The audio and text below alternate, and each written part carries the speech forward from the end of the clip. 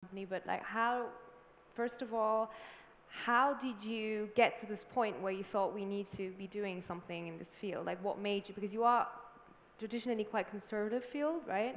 And so this is very interesting to hear, like how did your management or the people in your company kind of decide to move into this direction, and why? So it was really, we had this rebrand, we had this launch, we did everything that you need to do as a classical communicator. We did our Q&As and so on. And after that, we still knew, okay, we're not there yet.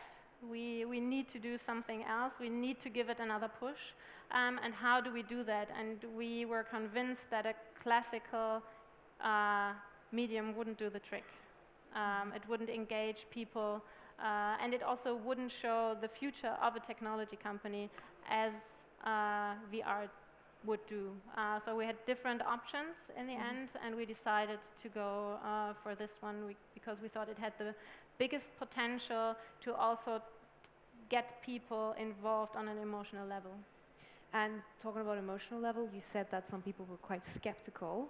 How do people feel about it now that they see how, you were in Texas and Austin, and it must have been quite exciting for everyone. Is it gradually picking up? Are people kind of getting into this mood and embracing this technology, or is there still a lot of resistance?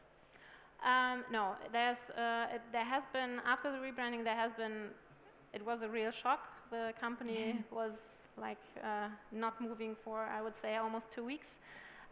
There were a lot of skeptics, but nowadays it has really, the whole company and the whole culture also had changed, and that was also a part why we picked up on this new technology and tried to use it for brand engagement.